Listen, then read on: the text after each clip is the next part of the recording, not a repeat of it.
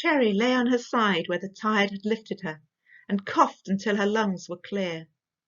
She woke as the sea came in once again and frothed around her legs. She rolled over on her back, feeling the salt spray on her face, and saw that it was night. The sky above her was dashed with stars, and the moon rode through the clouds. She scrambled to her feet, one hand still holding her precious shells close to her. Instinctively, she backed away from the sea and looked around her. With growing dismay, she saw that she had been thrown back on the wrong side of the rocks, that she was not in Boat Cove. The tide had left only a few feet of sand and rock between her and the cliff face. There was no way back through the sea to safety.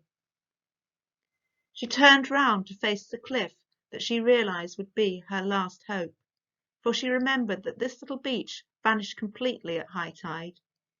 If she stayed where she was, she would surely be swept away again, and this time she might not be so fortunate. The cold seemed to have calmed her, and she reasoned more deliberately now, wondering why she had not tried climbing the cliff before. She had hurried into her first attempt at escape, and it had very nearly cost her her life.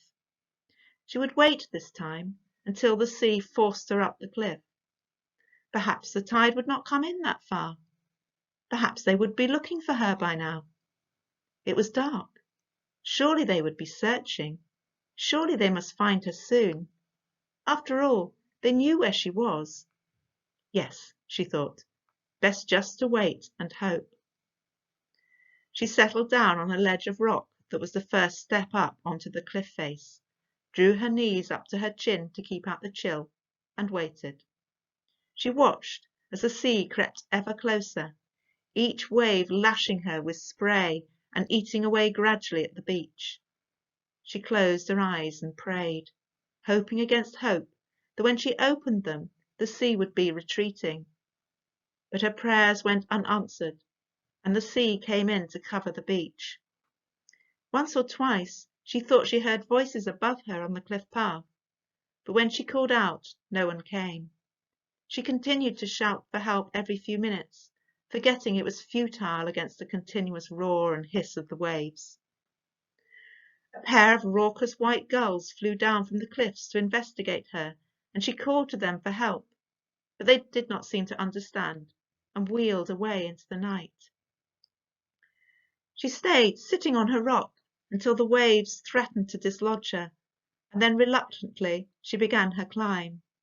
She would go as far as she needed to, and no further. She had scanned the first few feet above for footholds, and it did look quite a simple climb to begin with, and so it proved.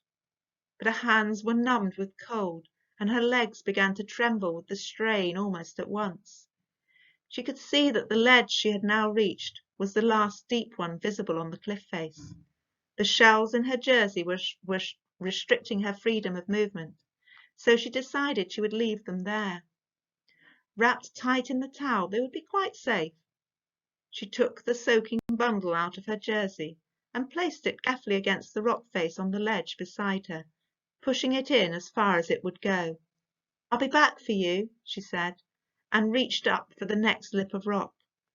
Just below her, the sea crashed against the cliff as it wanted to suck her from the rock face and claim her once again.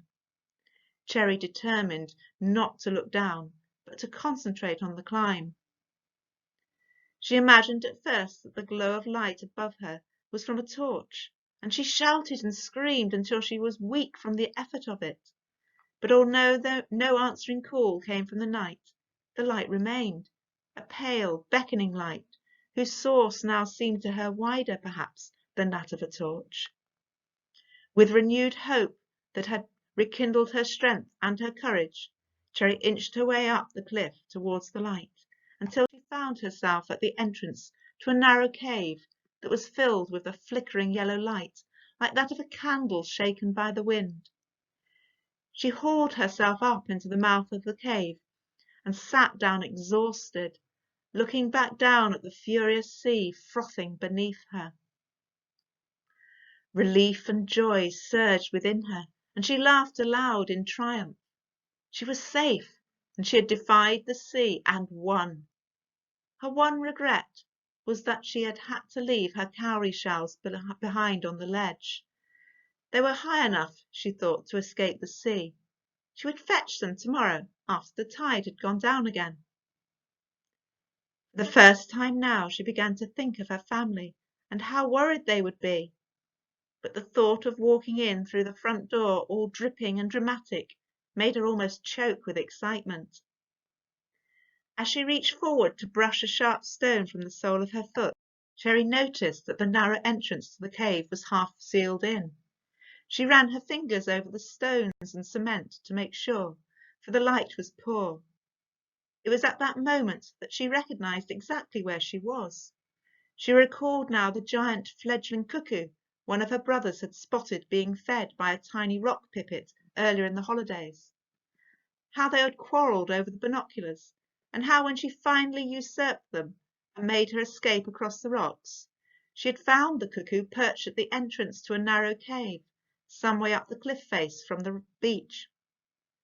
She had asked then about the man-made walling, and her father had told her of the old tin mines whose lodes and adits crisscrossed the entire coastal area around Zennor. This one, he said, might have been the mine they called Wheel North Grills, and he thought the adit must have been walled up to prevent the seas from entering the mine in a storm. It was said there had been an accident in the mine only a few years after it was opened, over 100 years before, and that the mine had had to close soon after when the mine owners ran out of money to make the necessary repairs. The entire story came back to her now, and she wondered where the cuckoo was, and whether the rock pipit had died with the effort of keeping the fledgling alive. Tin mines, she thought, lead to the surface and the way home.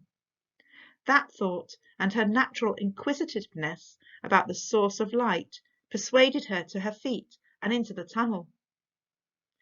The adit became narrower and lower as she crept forward, down on her hands and knees, and sometimes flat on her stomach. Although down on her hands and knees,